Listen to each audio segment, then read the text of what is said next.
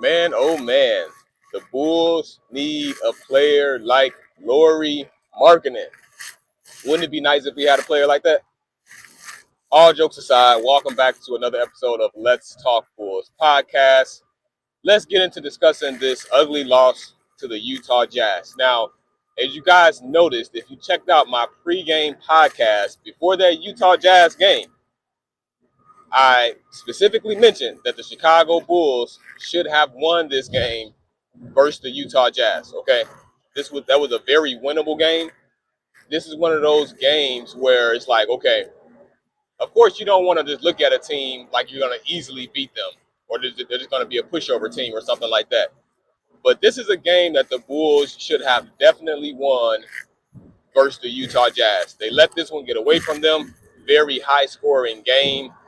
Kobe White made his comeback. He led the team in scoring off the bench in his first game of the season. So great game by Kobe White.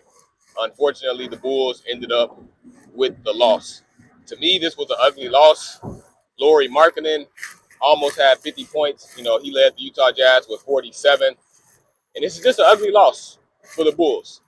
You know, I felt like the Bulls, even if Josh Giddey didn't play, which he did play, or even if Kobe White was still injured, I felt like this was a game that the Bulls should have won. You know, so I don't know what's going on with this team now. You know, we've lost, 5 in a row now. You know, so disappointing loss. And then to top that off, we play the Denver Nuggets tonight, which the Denver Nuggets currently they are 10-2, and they are behind the OKC Thunder in the Western Conference for second place in the Western Conference. Jokic putting up his usual numbers. What is he averaging? 28, 13, and 10. So he's a walking triple double. You know, you know what I say in my videos. I view Josh Giddey as a walking triple double, but Jokic he's really about that life. You know, so it's not looking good for the Bulls tonight. They played 2 overtimes last night in Utah, and they're facing a Denver Nuggets team that hasn't played since Saturday. All right. So the Denver Nuggets have had a couple of days off versus the Chicago Bulls. They just played 2 overtimes last night in Denver. Historically, the Chicago Bulls haven't really done well in Denver in regards to winning. So I think this is going to be a tough game for the Bulls. I hope that we can get a win. I really do.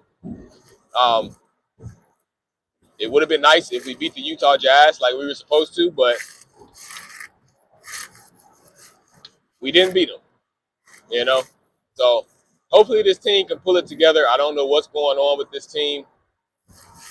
I mean, we seem to have great team chemistry. The players seem to be building with each other, and they seem to all be invested into the team and into each other. We just find ourselves in a slump right now. On a positive note, though, first 12 games of the season, we're 6-6. I did not see us being 6-6 after the first 12 games of the season. So it could be better because we started the season off so great, but now we found ourselves in a slump. You know, so it could be better right now, but it could also be worse. You know, I think a lot of people had the Bulls being worse than this. I mean, I would say honestly, after the first 12 games of the season, I probably saw us at like that 4 to 5 win mark. That's just me. Let me know what you guys think about that in the comments. What do you guys think about the game versus the Utah Jazz? I know that we lost. It's only so much positive that you can say about a loss, but you know, feel free to chime in. Let me know what you guys think in the comments. What do you guys think about this game coming up versus tonight versus the Denver Nuggets?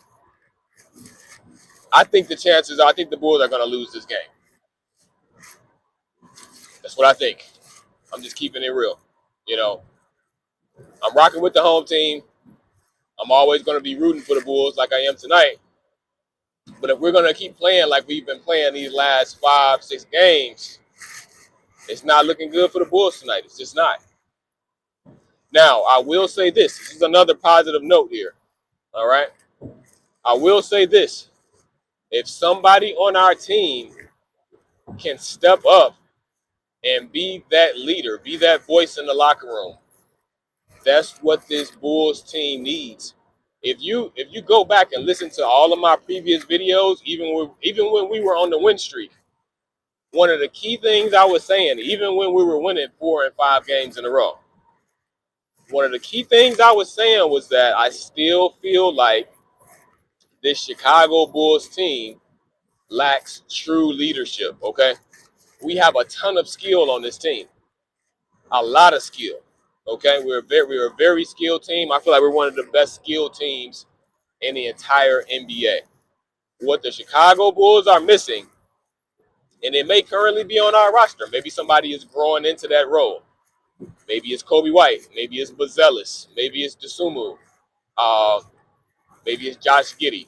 We don't know. But as of right now, no one seems to have taken that leadership role on the Chicago Bulls team. And that's what we desperately need right now, you know? Just like yesterday, when we find ourselves in a tight crunch versus the Utah Jazz. We have the lead for a good portion of the game, but then unfortunately, we end up losing the lead, going into overtimes and losing the game. That right there, I'm not saying that, I mean, I know that you can't win every game, don't get me wrong. But at the same time, that right there really speaks volume to our lack of true leadership on this Chicago Bulls team. We need that player that's going to say, all right, you guys, we've got the lead. Let's hold on to the lead. If we lose the lead, okay, let's get back into this game. I'm going to get us back into this game. You saw what Wemby did to us the other day. All the star players do that. Jokic, Steph Curry. I mean, you name them. That's what the star players do. But the Chicago Bulls, on the other hand, we don't have that right now. And that's what we need. Somebody in the locker room, preferably somebody who can score a lot of points. Somebody in the locker room needs to speak up. Somebody needs to take on that leadership role. Somebody on this team needs to be seen as that go-to player. Okay, when we need a good 10, 15 points, when we need to come back from behind, when we need to hold on to this lead, who is that player for us? Because I don't believe it's Kobe White, even though he had a fantastic game in his first game of the season. Fantastic game.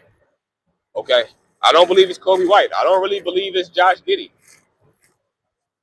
I mean, at this point, I don't think it's Bazelis either. Okay. Now, I will keep giving this disclaimer. Maybe they can develop into that player. I think that's the best thing that we can hope for with them. But somebody on this team needs to be that voice. Somebody has to step up and just be that leader and get us over the hump. That's what we need, because we've got all the other pieces in place. We've got a great supporting cast on this team. We've got a lot of skilled players. We've got three-point shooters. We've got Desumu. I feel like Desumu is probably our best defender. So we've got some defense. We've got some aggression this year. We've got a little bit of a fight to us this year. Okay. Obviously, we have a good offensive system because we're scoring a lot of points per game. Jazz just had 150. I mean, we lost, but we had 147. So it's not like we have a lack of scoring. We're moving the ball well. We're averaging a lot of assists. But what we're missing is just that star player. It would be really great if we had 2 star players, but we just need at least 1 star player on this team. Okay? I know I keep saying this part, and you can go through the rest of my videos and see how consistent I've been with this statement. All right? When you look at all the other teams that have a star player, they all take on that role at the end of the game. Either they take over the game or they help and lead in their team to victory. They're verbally leading in the locker room, on the bench. It's very obvious that they're the leader of the team. And that's what we need. That's what we need on this team. If we get that on this team, if somebody steps into that role, develops into that role, we are going to be a really good team because there's only so much. I know that anything is possible, all right, but there's only so much success that you're going to have in the NBA without that star go-to player. I mean, look back at the history of the NBA. The only team that I've seen, from my memory at least, and correct me if I'm wrong, leave a comment on what I'm about to say. I might be wrong about this, but I don't think I am. The only team I can think of in recent history, and this might be, I don't want to say NBA history, but I'm talking about, like, when I say recent, I mean like the last 30 years or so, which I guess that's really not recent. But anyway, when you look over the course of history at all the NBA teams that have won championships, each team has had a star, at least one go-to player on their team, with the exception of the Detroit Pistons, okay? Of course, they had Rip Hamilton, Ben Wallace, Rasheed Wallace, Chauncey Billups. But none of them were really like, okay, we're going to get it to this guy right here, especially not Ben Wallace. You know, he was their defensive go-to guy. But in regards to Chauncey Billups, I forgot Tayshaun Prince, Rasheed Wallace, and Rip Hamilton, it's like, I mean, they all kind of shared the responsibility, which was fantastic. That's the way the game is supposed to be played. But historically, the Detroit Pistons are a rarity. You rarely see that. All right? So that's why I say every team that wants to build to eventually become a contender, well, let's start at the first step first. Every team that wants to start off to be a playoff team, and then eventually a contender, and then eventually an NBA champion, you need at least one star player on your team. And everybody on the team has to buy in to, okay, this is our leader. This is who's going to get us over the hump. This is who we're getting the ball to in crunch time. This is who we're getting the ball to hit that game winner. And the Chicago Bulls team, as currently constructed, we do not have that one player right now, which is really disappointing. And it really stands out. That's what we need. That's really what we need. I mean, maybe we're going to make a trade or something. I mean, you hate to kind of, have to take it there, just because we're losing, like, oh, we're going to talk about trading somebody now. But in reality, I don't know. I mean, that may be a good option. Let me know what you guys think about that. I don't know who's out there on the trade market. Maybe I'm speaking too soon or something like that. Maybe I'm overreacting. Let me know what you guys think. But I think it would really benefit this Bulls team if there is somebody out there who could just be a leader of a team. I mean, I know you look at Ja Morant, Anthony Davis, Zion Williamson. They're all question marks, unfortunately. They all have the potential to be that player, but they're just, for various reasons, not living up to that standard that a lot of people have set on them, So I don't know who's out there on the trade market. Free agency 2026 doesn't look like it's a lot of superstar players. So this is an interesting situation that the Bulls are in. So I really feel like chances are somebody on this team is going to have to step up and take that role. And it just, for some reason, even when Zach LaVine was here, the last time that we saw somebody step into that role was with DeMar DeRozan. That's the last time we saw that. And we all, I think it's safe to say that we all assumed that eventually Zach LaVine was going to step into that, but he never really did, though. I mean, yeah, he was leading us in points. I think he had a season where he averaged like 27 or 28, which is great, but it was just kind of weird, I don't think a lot of people on the Bulls, I don't think a lot of people around the league really looked at Zach LaVine as the leader of the Chicago Bulls. It's just me. But then when DeMar DeRozan came, he took it upon himself to take over in crunch time moments, hit game-winning shots, take players underneath his wing, you know what I'm saying? And, he helped train Patrick Williams and some of the other players on the team and things like that, help to motivate people and just have that veteran mentality and, playing the mentor role. Now, those are signs of true leadership with a basketball team. Let me know what you guys think about that. Maybe you agree, maybe you don't, but feel free to chime in. But right now, I mean, I'm not saying that the players are not working together, because they seem like they genuinely mesh well together. I'm pretty sure a lot of the players are helping each other out and giving each other advice and things like that. But it's just that it doesn't seem like, well, it's not that it doesn't seem. It's obvious that no one on this team has stepped up to that true, I'm that guy on this team. And it almost seems like they all kind of shy away from it, like they don't want it or something. So, but that's what it takes to be successful in the NBA. You got to have that leader. So it's no knock on our players. It's no knock on Kobe White or Buzelis or Giddey or Desumu or any other players, anything like that. But it's just somebody's got to step up, and I feel like if somebody doesn't step up to that, somebody doesn't want it. If somebody's not fulfilling that role that they're called to do, then hey, it's time to make a move. It's time to get somebody in that can step into that role, because that's all this team is missing. Okay, I feel like the coaching is fine. I feel like the team, the ball moves well. We have great offense. We got great energy, great team chemistry. We just need that star player now. That's it. Like imagine this Bulls team with like a Giannis or a Wemby or a Doncic or a SGA. This would be one of the better teams in the NBA. Top 5 instantly, in my opinion. Let me know what you guys think about that. If we had, let's just think about that. If we had a superstar player on this Chicago Bulls team right now, just insert any superstar throughout the league. SGA, Jokic,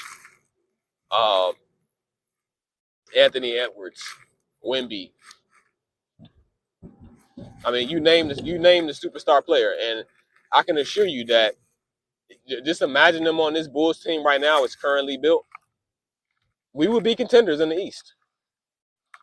We would be contenders. Just one superstar player. Name any one of them. And this Chicago Bulls team goes from playoff, play-in, question mark kind of to contender, especially in the Eastern Conference of the NBA. Imagine us with Giannis. Whew. That would be nice. Steph Curry. So I'm just keeping it real. Feel free to let me know what you guys think about that game because it's very disappointing. Disappointing loss.